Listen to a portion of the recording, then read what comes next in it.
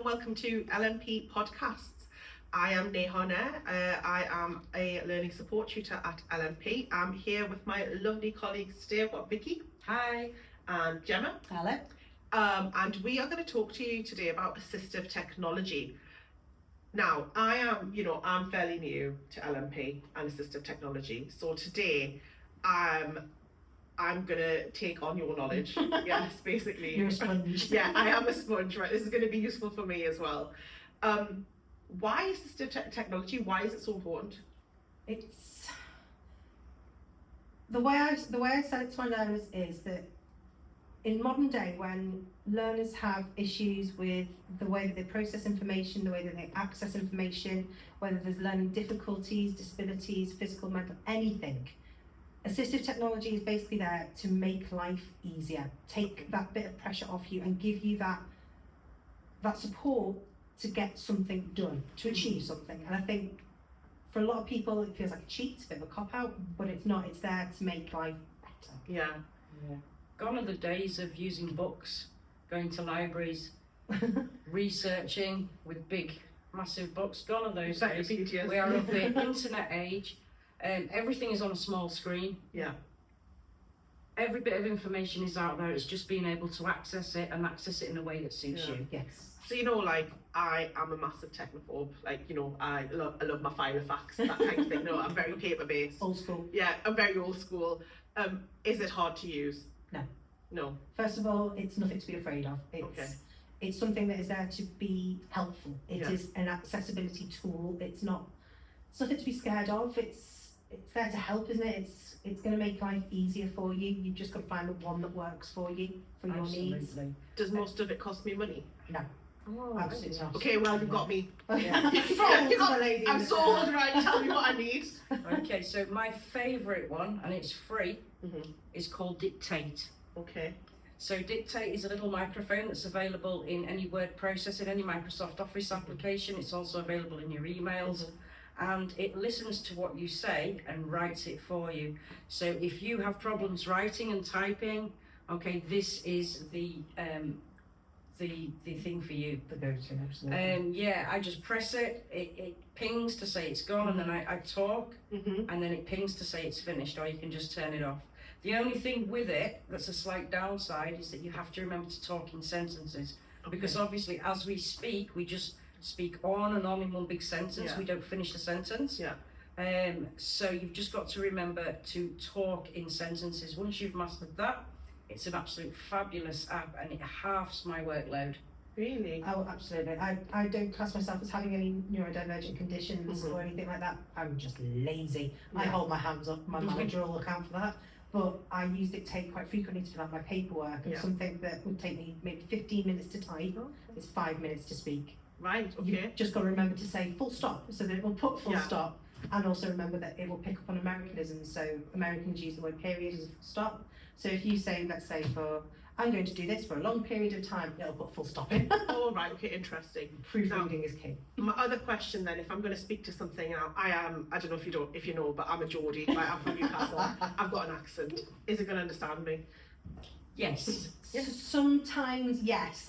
There have been occasions if it's a strong accent. Okay. If it's a strong regional accent, usually you're okay. Okay. You may have to put a bit of a silver spoon in your mouth type of thing and speak with the King's English type of thing. Yeah. But usually it's alright. If there is an accent because English is a second language, it will struggle. Okay. Right. But there are ways around it. Okay. You can use translate and then do it in your natural language and then translate it into English. But amazing. All the way around. Amazing.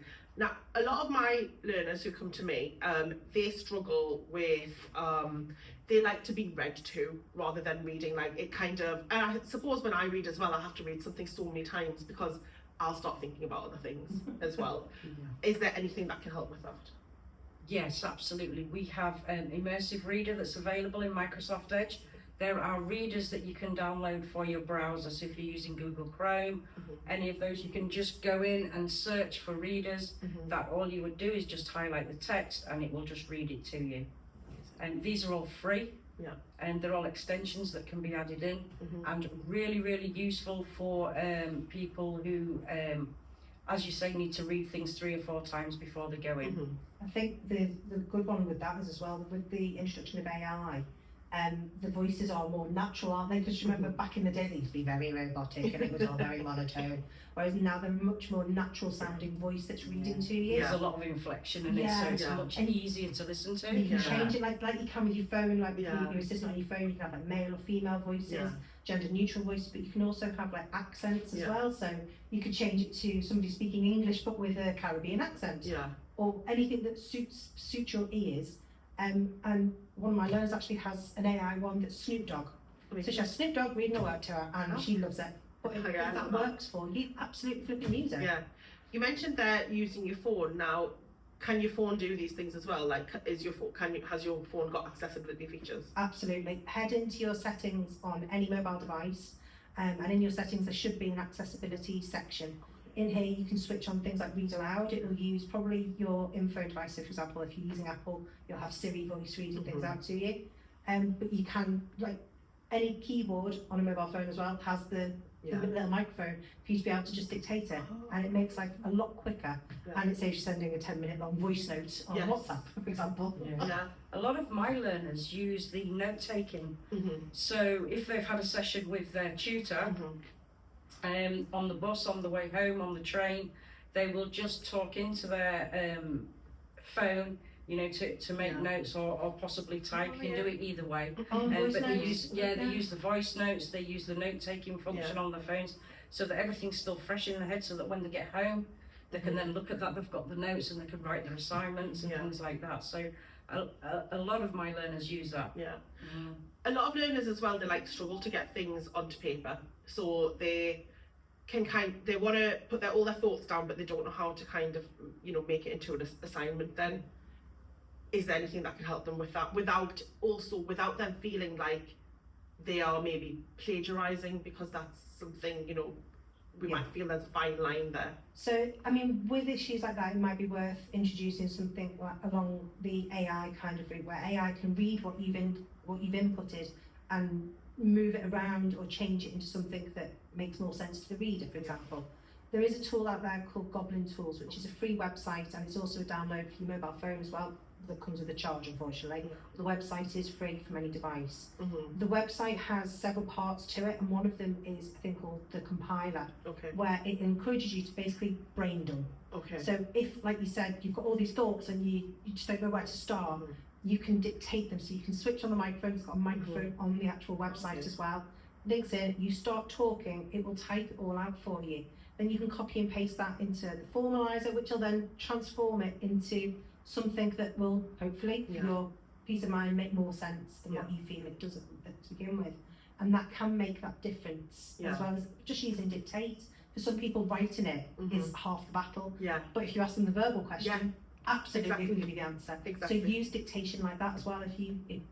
If brain and hand don't like to communicate, get brain and mouth to do it instead. I think you've just touched on something there with the Goblin Tools, with the formalizer. Now I use that quite regularly.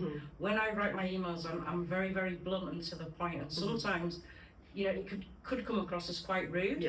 Now within the formalizer on Goblin Tools, I can actually just put the email in there and make it more friendly, more formal, more informal, more professional and things like that. And it just sort of makes the emails, you know, sound a lot better than how I would write them. I'm always a million miles an hour writing the email, pressing send without really thinking too much about what I'm writing. Have you tried using it the other way around as well? So if you get an email that you're not 100% with, you can actually use a section on it called the judge, where if you're not sure what the tone is of the person that's written the email, so let's say your manager sent you an email and you're not sure if they're angry with you or not, you can pop it into the judge and it will tell you exactly what that email, how it would read.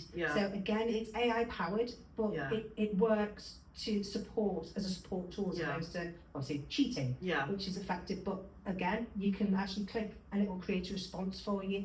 So if you're not confident in being able to put those words down as to what you want to say, you can ask it to generate a response, and then you can get an idea of what maybe you could go with to respond with.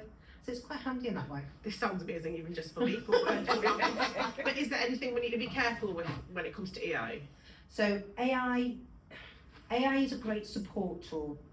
However, if you're using it to generate work for you without you doing anything to input any information, that's cheating. And you need to be very careful. You've also got to be very aware that a lot of workplaces now have an AI IT policy, and it's very, very important that you are aware of what you can and cannot do on your computer and with AI in the workplace. But if you're using it to help you understand or to help you formalise or get your ideas into place, that's supporting and that's okay. But don't ask it to write you an essay. That's cheating. Yes. And you do have to detect that. And it's actually quite easy to detect, like, you can see those essays when somebody has cheated, and also if I was to question a learner on that, like, if you can't give me the information, I'm going to know that you haven't written that. Yeah. Your tutors are going to know you well enough that if you're there quoting Shakespeare left, right and centre, they're like, you've never read Shakespeare in your life, mate. Yeah. They're going to pick that up. Yeah. I think there's other things that you can use as well for assistive tech. You know, just simple things like timers. You know, when you're sitting down to do your work, you know, just time yourself. Just have like a 20 minutes of hard work and then have a break. You know, to use the Pomodoro technique to increase your concentration. So there's little tools like that you can have either on your phone or on the computer itself, just to support you. One thing that I do use, I know I said I don't use it a lot, but I always get distracted by loads of notifications.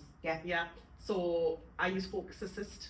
Because, you know, when Teams is pinging and emails are coming in, I'm the type of person who has to open the email there and then, and then I'll forget about it. No, then I have to flag it because I'll answer it later. Or I need to read the Teams message then, and it can be quite distracting. But if I need to like write out an assessment or something, I need that concentration. Otherwise, it's going to take me a good few hours to get anything done really. So I do use Focus Assist on my laptop to block any other noise out, and actually I use it on my, not Focus Assist on my phone, but I do. I switch my notifications off for a lot of apps because I don't want to be disturbed. I think with assistive technology, it's all about knowing what your needs are. If you have specific learning needs like dyslexia, ADHD, autism spectrum, any condition that requires additional input from yourself or from somebody else, it's worth investigating assistive technology. Going into the extension store on your browser, having a look. If you just type in accessibility, even if you type in the name of the condition that you're sure with, it's going to give you loads of different options to kind of work with, to download, to have practice with, and have a play and see what works for you. So it's just about finding what suits you. Absolutely. You mentioned dyslexia. Now, obviously, a lot of learners with dyslexia will have overlays. Can you get an would you stick it on your laptop? No. You can do if you want to go old school. There used to be like you stick something over but on the computer we have something called Colour Veil. It's a free app. And obviously there'll be links at the end to all these apps that and assistive technology that we're talking about. But that one there sits on your computer and you can have any colour you want and it goes over your screen. It's not for per program, it actually just goes over the whole screen. You do have to be careful because it's only relevant to Windows computers from what we've experimented with within our organisation. But on a lot of MacBooks now, if you're using them up to date iOS and things, you can change the colour again, hit your accessibility section in your settings. But there are ways around it. I think the main thing is, if you feel that you have a need that isn't being met, is reach out to your tutor who can put you in touch with one of our learning support mentors or and basically get you that help. Even if it's one meeting to set you up the assistive technology, you've got it, you can run with it. So I think the main takeaway is that there is a lot out there. Absolutely. But it's finding what suits you. And finding what's going to work with you. And that's the best way of going about it, and getting in touch with the learning support tutor, mentioning to your tutor, you know, if you need learning support. But it sounds like there's just so much out there that even, you know, I'm going to take this away and use it at work basically, to make my life more efficient, because it sounds like it's about efficiency. And it's not about cheating the system. It's about getting the help that you need and using technology in a good way. Not just scrolling through social media really. Make technology do the work for you. Exactly, and that's what it is. That's why it's assistive technology. So try these things out, feedback to us what you found good, what you haven't found so good, and we'll see you next time.